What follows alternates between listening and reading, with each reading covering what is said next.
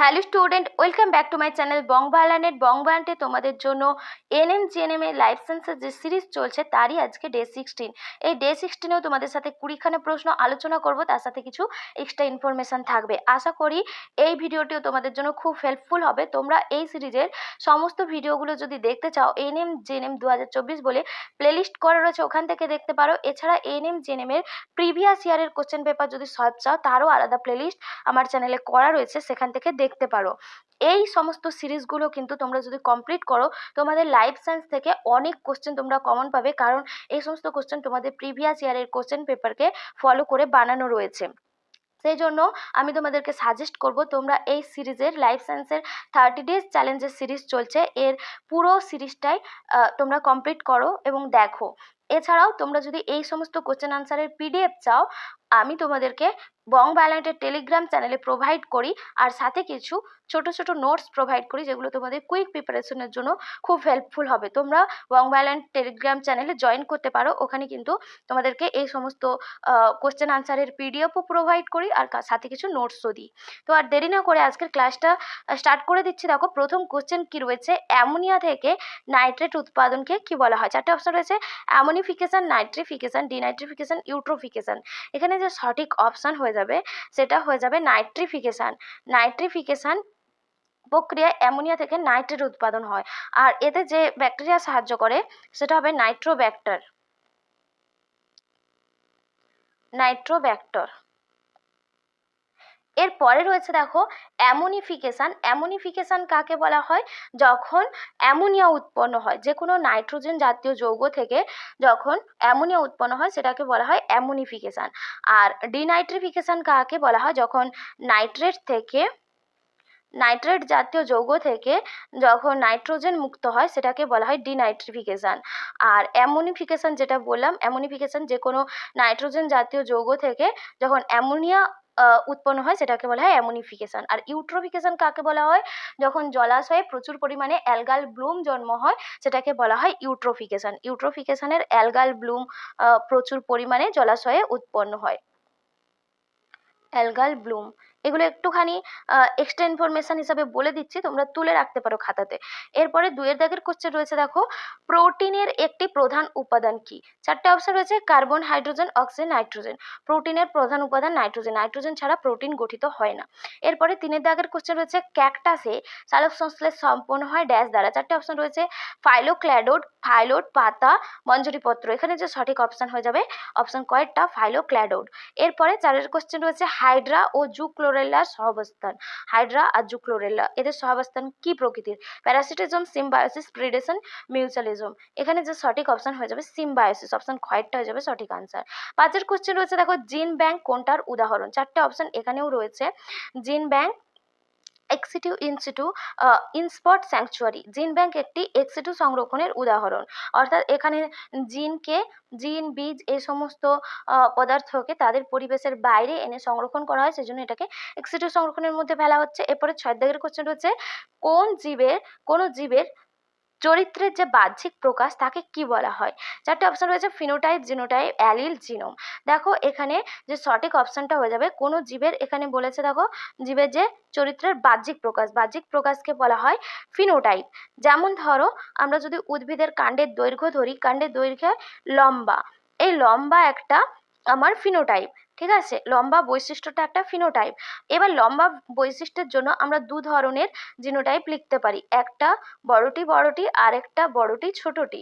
এখানে দেখো যে সমস্ত ক্রোমোজোমের যে একই লোকাসে যে জিন থাকে, সেই জিনগুলো যদি একই রকম হয় সেক্ষেত্রে বিশুদ্ধ লম্বা গাছ জন্মায়, আর যদি আলাদা আলাদা প্রকৃতির হয় সেক্ষেত্রে শঙ্কর লম্বা গাছ জন্মায়। মানে শঙ্কর লম্বা গাছের মধ্যে কিন্তু বেটের জিনও থাকে। তো সেই জন্য কোনো জীবের যে জিনের যে অন্তর্নিহিত সমাহার, তার জন্য যে বৈশিষ্ট্য প্রকাশ পায় তাকে আমরা বলবো জিনোটাইপ।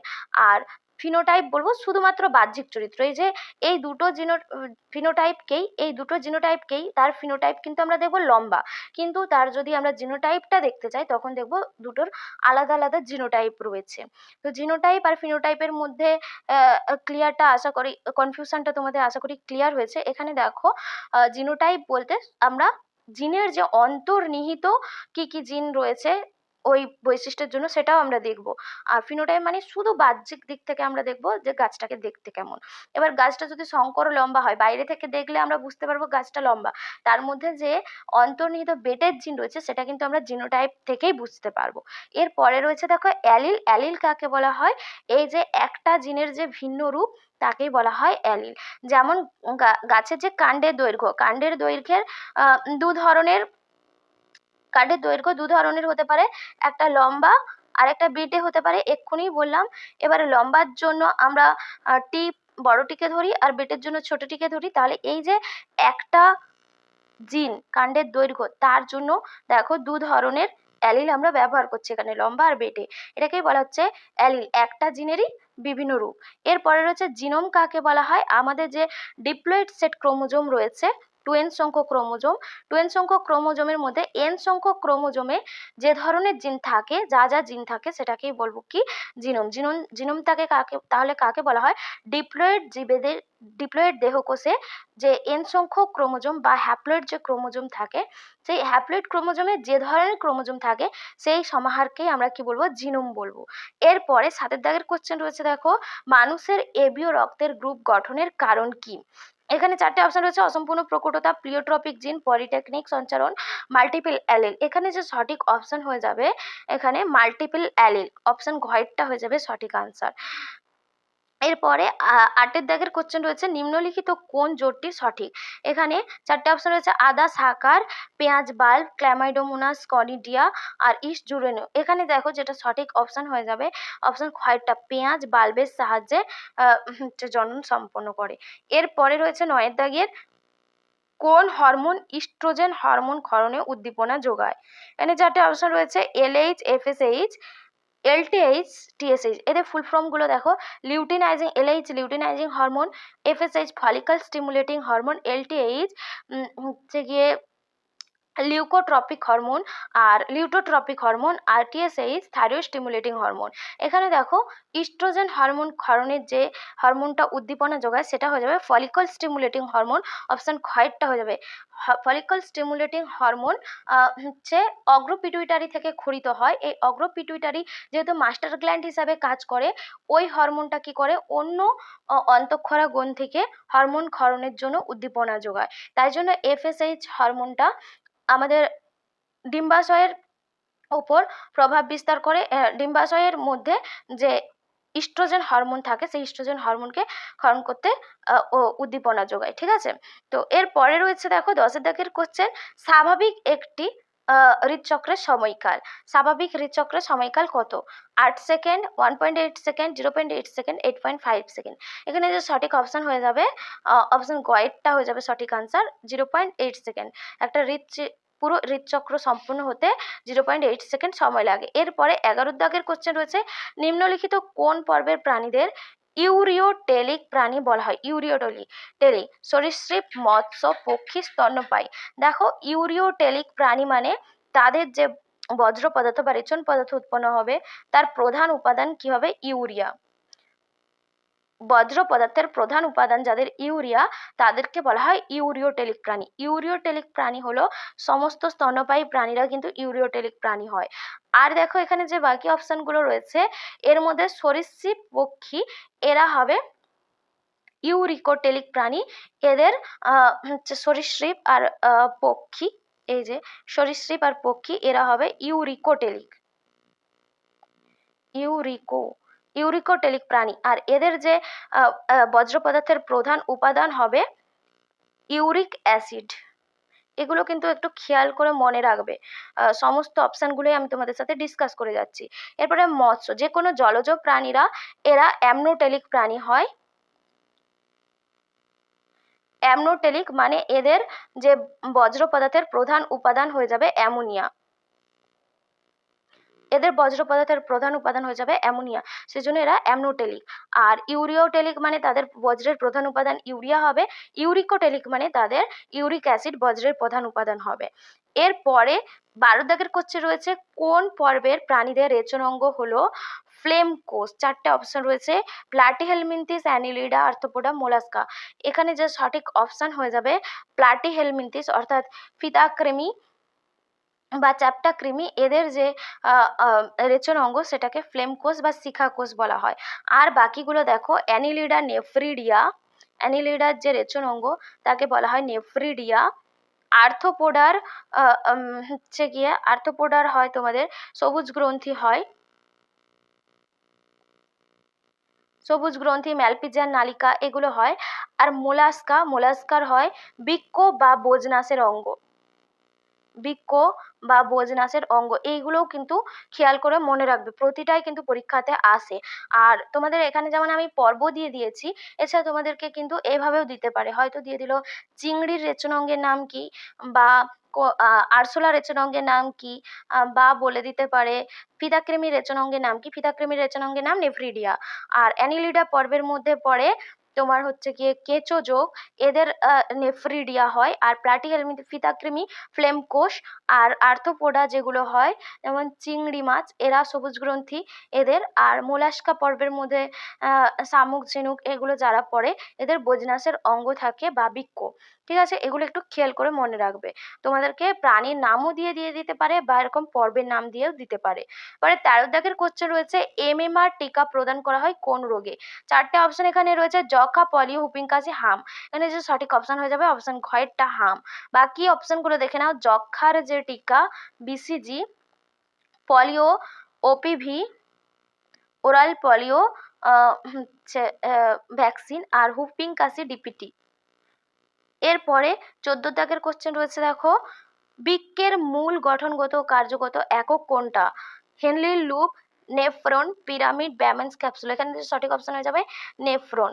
এরপরে 15 কোশ্চেন রয়েছে, কোন তঞ্চন ফ্যাক্টরের অভাবে হিমোফিলিয়া এ রোগ দেখা যায়? এখানে 4টে অপশন রয়েছে, ফ্যাক্টর 7, ফ্যাক্টর 8, ফ্যাক্টর 9 আর ফ্যাক্টর 10। অ্যাকচুয়ালি হিমোফিলিয়া হয় ফ্যাক্টর এক্স ক্রোমোজোমের ওপর অবস্থিত ফ্যাক্টর 8 আর ফ্যাক্টর 9-এর জন্য হিমোফিলিয়া রোগ হয়। আর হিমোফিলিয়া এ রোগ হয় ফ্যাক্টর 8-এর অভাবে, হিমোফিলিয়া বি রোগ হয় ফ্যাক্টর 9-এর অভাবে। ফ্যাক্টর 9-এর অভাবে হিমোফিলিয়া বি রোগ হয়। এরপরে চলো দেখে নিই 16 দাগের কোশ্চেন রয়েছে দেখো। আর 16 দাগের কোশ্চেন কি রয়েছে দেখো, আরবিসি এর সংখ্যা বৃদ্ধিকে কি বলা হয়? Anaemia, polycythaemia, leukaemia, leucopenia. এখানে দেখো যে সঠিক অপশন হয়ে যাবে আরবিসি এর সংখ্যা বৃদ্ধি বা রেড ব্লাড সেলের সংখ্যা যখন বৃদ্ধি পেয়ে যায় আমাদের শরীরে সেটাকে বলা হয় পলিসাইথেমিয়া। আর আরবিসি এর যখন সংখ্যা কমে যায় সেটাকে বলা হয় অ্যানিমিয়া। আরবিসি বা হিমোগ্লোবিনের সংখ্যা কমে গেলে সেটাকে বলা হয় অ্যানিমিয়া। লিউকেমিয়া কাকে বলা হয়? যখন ডব্লিউবিসি এর সংখ্যা বেড়ে যায় তখন সেই রোগটাকে বলা হয় লিউকেমিয়া। হোয়াইট ব্লাড সেল বা শ্বেত রক্তকণিকার সংখ্যা যদি কমে যায় তাকে বলা হয় লিউকেপেনিয়া। এগুলো খেয়াল রাখবে, সবগুলো অপশন বলে দিলাম। এরপরে 17 দাগের কোশ্চেন রয়েছে দেখো, ডান অলিন্দ ও ডান নিলয়ের সংযোগস্থলে থাকে কোন কপাটিকা? খুব ইম্পর্টেন্ট কোশ্চেন, এই কপাটিকা থেকে কোশ্চেনগুলো আসে পরীক্ষাতে। বাইকাসপিড কপাটিকা, ট্রাইকাসপিড কপাটিকা, পালমোনারি কপাটিকা, অ্যাওর্টিক কপাটিকা। এখানে আমাদের যে ডান অলিন্দ আর ডান নিলয় এর সংযোগস্থলে যে কপাটিকা থাকে সেটা হচ্ছে ট্রাইকাসপিড কপাটিকা বা ত্রিপত্র কপাটিকা। আর বাইকাসপিড কপাটিকা থাকে বাম অলিন্দ ও নিলয়, বাম অলিন্দ ও নিলয়ের সংযোগস্থলে থাকে তোমাদের বাইকাসপিড কপাটিকা। পালমোনারি কপাটিকা থাকে ডান নিলয় ও ফুসফুসীয় ধমনী